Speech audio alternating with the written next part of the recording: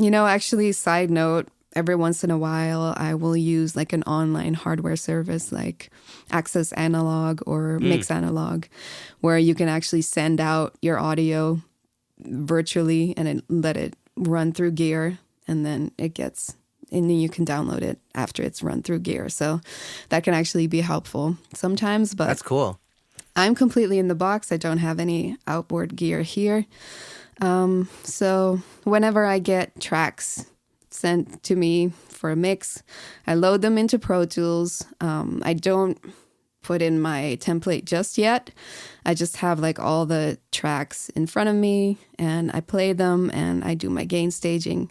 I do that with clip gain. So I clip gain everything down to where the master fader is hitting anywhere between -18, -15 when everything's playing together. So most of the time with like a rough balance. Yeah, not even really a rough balance, because most of the track outs that I get are usually balanced pretty well. Got it. Unless something's like really sticking out, then of course I'll adjust that. But so it's like similar to their rough mix, basically. Yeah, exactly. Got it. So I'll do my gain staging, and once I'm pretty happy with that, I will load up my template, and my template is really just for routing and color coding. Some effect sends that I have like laid out, just ready whenever I want them. So I set up my routing. I have the mix bus fader, and below that I have all vocals, all reverb, all music, all drums, all bass. And those are like, they kind of function as VCAs. I don't have them necessarily for processing. I have them for like maybe volume adjustments or stuff like that. So just to have like an overview of that. And, if I want to listen to maybe only the instrumental, I can just mute the vocals really quickly. All vocals, just mute it instantly and stuff like that. So it's just a really nice thing for me to have like that. And then below that, I'll have like other subgroups, like the drums, the bass, the main music might be split up in like keys and guitars and sound effects. Depends on the genre, I guess. Right, yeah. And how many instruments you have. Sometimes you have like 20, 30 instruments. Sometimes you have literally just one sample. Right. So, so that depends, of course. And again, most of the subgroups that I have are not for processing. The main processing I'll do is volume automation. So most processing I'll do really just on the individual tracks. Like I don't want to EQ or process a whole bus. That just doesn't make sense to me. Yeah. Unless it's just something simple like a low cut, but low cuts I'll do like individually anyway. And then below that, I have the vocals. So I have like lead vocal. I might have 2 lead vocals if there's a featured artist on there. Lead vocals are split up to individual artists. And then below that, I have the backgrounds and maybe some effects vocals.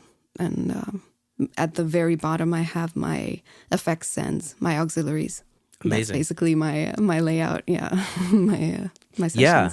So that's interesting that you don't do any like bus processing. It's all done on the individual tracks. Do you do stereo bus processing, or is that also left open? Yeah, I do stereo bus processing, like the mix bus. I'll have some things on. I have some processing on the all vocals bus. So I'll usually have like maybe, if there's some problems, I'll have like a multiband in parallel. And Oak Sound Soothe too will usually be on the vocal bus. So really, maybe some parallel compression if I feel like the whole thing needs a little bit more. But yeah, but most of the processing I like to do individually on the individual tracks. It's just the best way to get separation between sounds and getting everything to sit in their own space. Yeah, it's interesting. It's because when you do bus processing, you could sometimes like go into like these like loops. It's like, okay, cool, I'm boosting.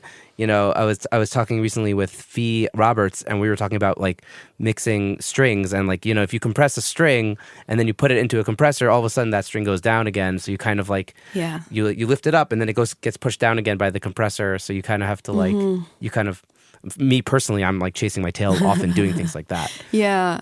Yeah. I mean, I'm not saying that you should never do any bus processing. Obviously, there's the never say never, but it's just my favorite approach is to do as little as possible on the bus, because whatever is going through the same thing and getting processed the same thing is just going to be like, I don't know, it's just going to be like thrown on a pile with something else. And what I'm looking for is separation. I want you to hear the guitar separately from the piano. I don't want them, crushed together so much that you can't really distinguish between them anymore. I had an interesting chat with a guy named Brian Bender on the podcast, and he was saying, because he was saying the reason why compression is fun is because you get to change the way the timing of instruments, and so he doesn't like to use a bus compressor, the SSL thing or whatever, because that just smears all of his like little timing differences that he did. So if the guitar is hitting a little bit ahead and the snare is hitting a little bit behind, and all those things kind of get smushed by the bus compressor, and he doesn't like that messes his time. Time domain, basically. Yeah, and all the little transients and cool stuff that is happening. Like exactly that. Like the way that a guitar is being strummed and the way that a piano is being played, like they don't sound the same and they don't act the same and they shouldn't be processed the same, right? So like if I want to really bring out the strumming hit of a guitar, then of course I need a slow attack on my compressor to let the transients come through. And if I have a piano that's like really long chords and dense chords, then maybe I'll want like a faster attack just to kind of like, and a long release, to kind of like bring that out a little bit more and not just have like the beginning of the chord and then it just dies out immediately. The processing of like these two things alone is going to be very different already. So maybe some really light glue compression on the mix bus, but even that I'm not a huge fan of. I'll usually do the standard clipper and the FabFilter Pro L2 for limiting, and that's really what I like to have on the mix bus, and not actually any compression at all most of the time. Are you getting saturation on individual tracks? Like, Yes. Yeah. Oh, so tell me a bit about that. I love saturation. I love distortion, love saturation. So my absolute favorite for this is Pro Tools Lo-Fi. So just the stock plugin Lo-Fi. It has like a little distortion knob and a little saturation knob, and it also has like other cool stuff like you can decrease the sample rate and bit rate and stuff like that. But most of the time I will be using the distortion and saturation on that, and even just 0.1 on either one is already a huge difference. A lot of the time I will use Pro Tools Lo-Fi basically as a preamp to kind of beef something up or make it just a little bit less perfect, make it just a little bit crunchy, a little bit grimy, a little bit fuller. I'll do that a lot of the time just as like the first insert of the chain, using it as a preamp basically. That's cool. Another favorite of mine is Decapitator, Soundtoys Decapitator. Really, really. It's like the number one shouted out plugin on the podcast. Yeah, it's great. I'm so grateful for Decapitator. It's so great, so versatile. Sounds really great for whatever you really need done, whether it's subtle, whether it's really like a lot of low end, whether it's only the high end. It just sounds fantastic. And of course, FabFilter Saturn 2 is unmissable for me in terms of distortion, saturation. You could really like hone in on the frequencies and stuff with that, I think. I actually haven't used it. It's on my to do to buy list. It's eventually. It's worth it. Yeah. I sound like I'm sponsored or anything like it, but I'm not. I'm just saying, like, if I couldn't use FabFilter Saturn 2 for the things that I've been using it for, I really can't come up with a really great alternative for what I'm using it for, actually, because a lot of the time I'm also kind of using it like a tape emulator. So to really like soften that harsh high end and stuff like that, it has really, really great built-in sound for that. So that's great. Yeah. Yeah, That's it's cool. really, really great. The saturator that I've been using a lot recently is the Black Box HG2 from Plug-in Alliance. And yeah. I actually mix into it now. Like it's on my stereo bus. And sometimes Yeah. when I take it off, it just like the whole mix just feels super limp. Yeah, that's fantastic. I love that thing. But maybe I should do more on the I should try at least more on the individual stems and on the master bus, perhaps. I don't know. Yeah. I mean, yeah, that's just my way of doing it. And of course, if you're mixing into it, that's just a different usage of it. Right. You know, that's just, you're kind of using it as like you're monitoring a little bit. Like, or maybe like you're sending it out into the black box, which is actually a real hardware thing that they base this plugin on. Right.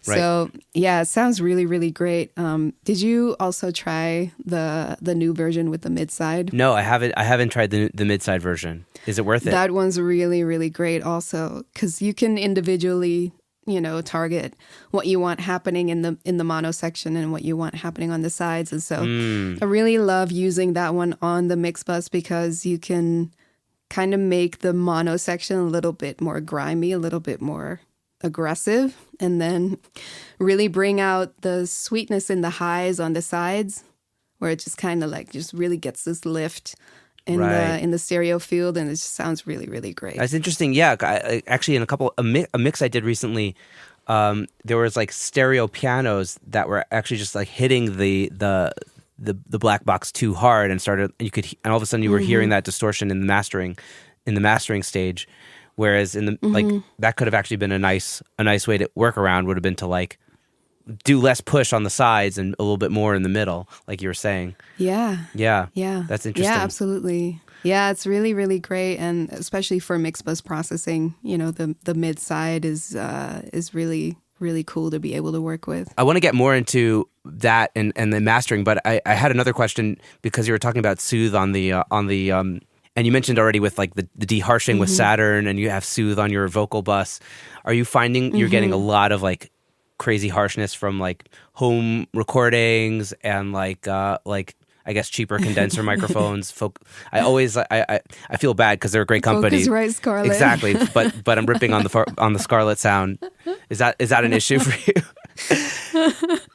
This is like a running gag between me and some of my friends. Like, we always clown the Focusrite Scarlett because it gives us so many issues. Really, yeah. It's unbelievable. Just like all of the things that we're doing basically with these Scarlett vocals is just taking away, cutting this, cutting that, and controlling this, controlling that. Like any boost is just going to bring out that Scarlett sound. Let's just call it that, because there's a harsh distortion in there that for, let's say, an untrained ear sounds really, really cool and really great because it's like, oh, there's like all this. It's bright, it's aggressive. Mid-range in there. Yeah, it's bright, and I don't even have to mix my vocal and I sound great already. Like, yeah, I understand, of course. And aside from the fact that it's a really easy plug and play thing. Yeah, so easy to use. You use. just plug it in